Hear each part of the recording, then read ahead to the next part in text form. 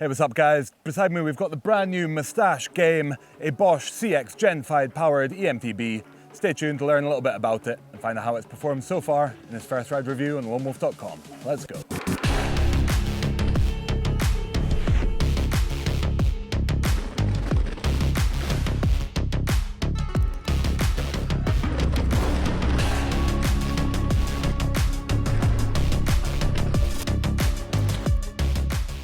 For those in our audience who don't know, who are Moustache Bikes? We're Moustache Bikes. Yeah? Yeah, so we're a French brand doing e-bikes, smiling machines as we call them. And yeah, today we are riding the Game, our latest bike, with the new motor Bosch CX. And it's a pure smiling machine. The smile for us is uphill and both downhill. It tries like super nice, steep technical climbs. Same on the down, a lot of fun, big smiles. Big smiles indeed.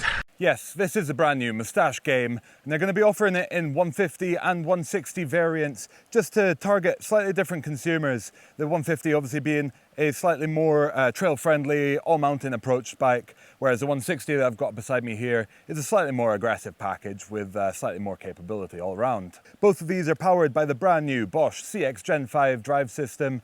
This is a evolution rather than a complete revolution in terms of the motor, and you'll see that Moustache has not just packaged this inside the main frame in the bottom bracket like you would normally see.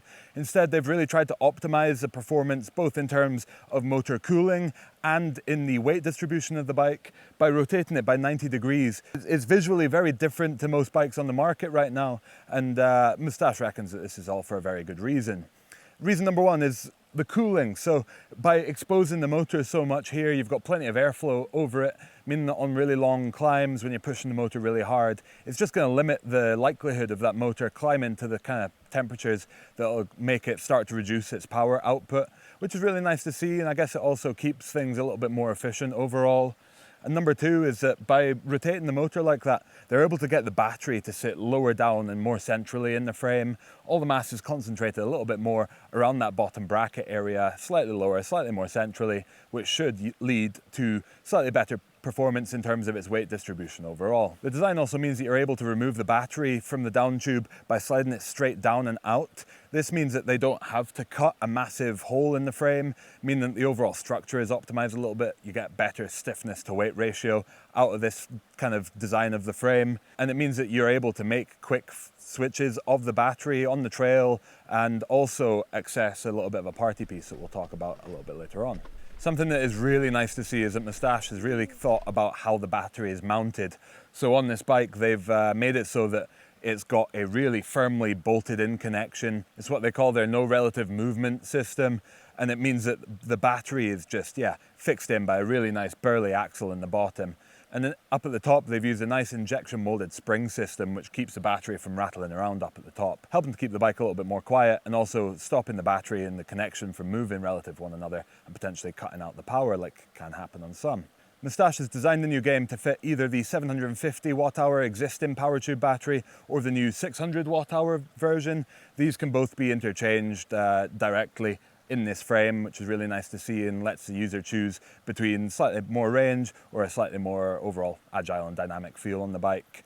And then these can both be boosted by a further 250 watt hours using the Power More range extender. Moustache paid really close attention to the charging port cover on this, so it uses a quarter turn design, and then it has a magnet, meaning that when you're using the Power More range extender, you can safely stow that charge port cover on the frame, and means it's not something that's just hanging around and flapping loose and potentially going to get damaged, which is really nice to see. The Bosch system continues to deliver 600 watts of peak power and 85 newton meters of torque. They've shaved about 100 grams off of the weight of it, and they've also really worked on making it slightly quieter overall and slightly smoother in how the power comes on and off. And the difference out on the trail is notable, if not too extreme.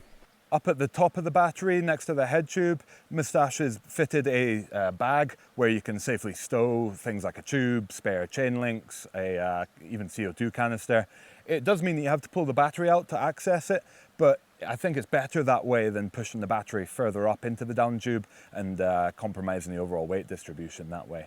So you maybe only want to stow the absolute essentials up in there, but it's nice to have for the rainy day where something goes wrong. As mentioned, the Moustache Game is offered in a 160 or a 150 variant. We're going to focus on the 160 for this review, as yeah, that's the bike that I've got beside me here, and the one that we've spent slightly more time on. The 150 has a 150mm rear end, as you might tell by the name, with a 160 fork, and then the 160 gets a bump up to 160 in the rear with a 170 fork. Both of these use 29-inch wheels on both ends as standard, with no provisions made to fit a mullet wheel to the rear. Taking a look at the geometry on the Game 160, and you've got a 64-degree head tube angle with a 75.8-degree effective seat tube angle. The chain stays remain at 462mm, pretty damn long across the size range. The size large that I tested had a 480mm reach with a quite tall 652mm stack. And the bottom bracket height is 353mm, so fairly high there as well. Certainly purposeful numbers all around, and as we'll talk about a little bit later, it's been quite a pleasure to test for the majority of the time. Taking a look at the specs, and Moustache is going to offer the Game 150 and the Game 160 in 3 specs each to start with. The 150 begins at €5,500 and the 160 tops out at €9,000. Then looking at the Game 160.8 that we tested, you're looking at about €7,500. This bike is also available in Canada, which means you can get it in America too. Then you've got UK distribution all over Europe, as well as some in Australia and New Zealand. So obviously the currency conversions will differ the price slightly there, but yeah, €7,500 for this 160.8 that I tested. And yeah, definitely the build package overall is solid. Moustache is really focused on putting, you know, big burly brakes on all the bikes, a nice capable suspension package, and this 160.8 is fitted with Fox factory suspension with a 38 170mm up front and the Float X custom tuned for the 160mm rear end. You've got a GX T-type axis drivetrain, Shimano XT brakes with a 220 front rotor and 200mm in the rear. Moustache supplies the cockpit as well as the rims, which are laced to Mavic hubs, and then these are wrapped on the 160 in a proper set of tyres with a Assegai front and rear with double down max grip on the rear and Exo Plus max grip up front. That's enough about all the specs. Let's talk about the most important thing, how the Game 150 and 160 have both performed on the trails here near to their headquarters in Les Vosges in France. So Russell, what is your favourite thing about the game? All of the options we have on the batteries, the 600 watt hour option, the 750 watt hour and the range extender. If it's post-work party laps or if it's weekend adventures, I think we're pretty well covered. Nice. And what are you running just now? I'm on the 600 watt hour today. This weekend I'll be 600 plus the 250 range extender. Cool. 600 means party laps, right? Party laps. Turbo. Turbo.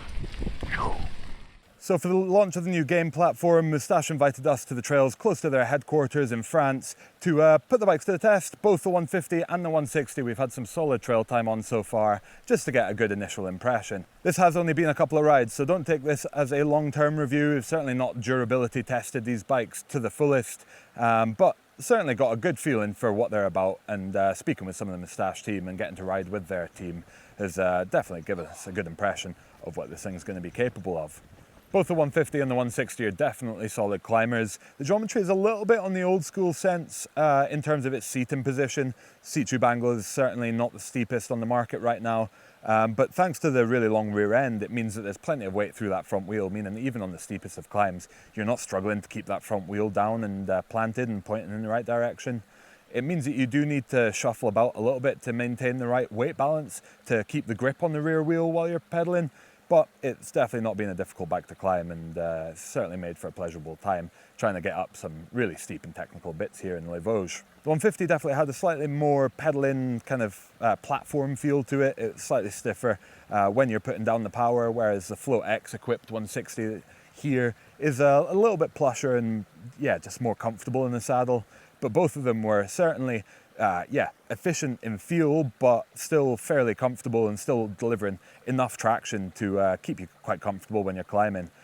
It's definitely nice to see what Moustache has done by custom tuning both their own shock on the 150 and this Float X on the 160, just to deliver a slightly more, yeah, what they wanted in terms of the feel of the pedaling performance. And that is a bike that is very planted when you're climbing and delivers a nice blend of efficiency and comfort and grip.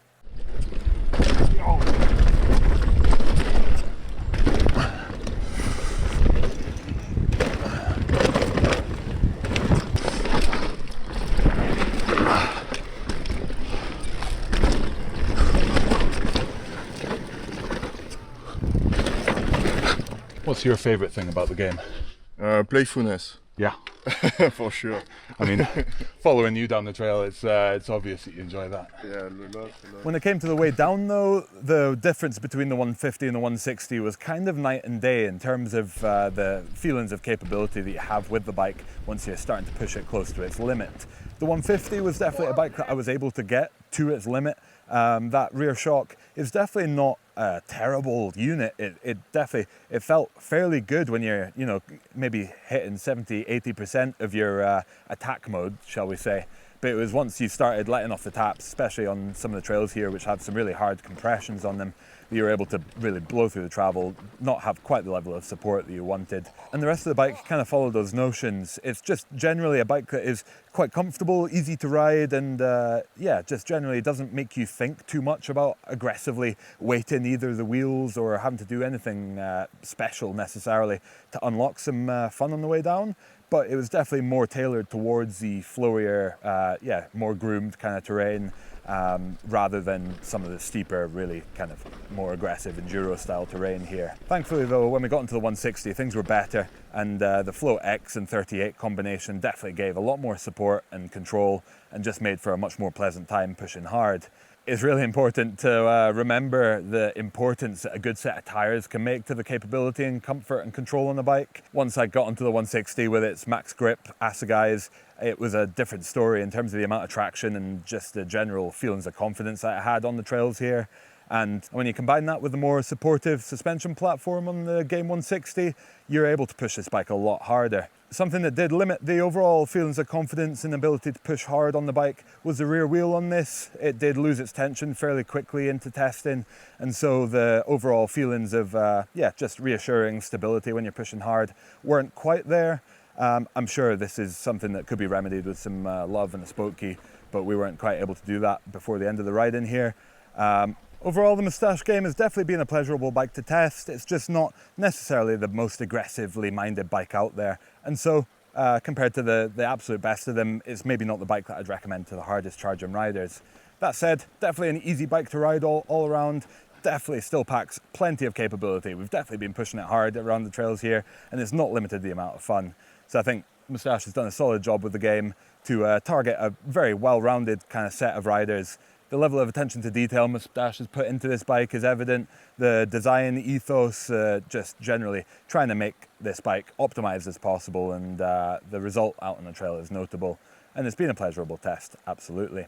Hope you guys have enjoyed checking out this first ride review on the new Moustache Game. If you have, then give us a like. Leave us a comment, let us know your thoughts on this bike. What do you think of that motor? It's pretty damn crazy, but I'm kind of digging it. And subscribe to the channel so you don't miss out on more awesome content and awesome bikes like this. Thank you for watching. Catch you out on the trails.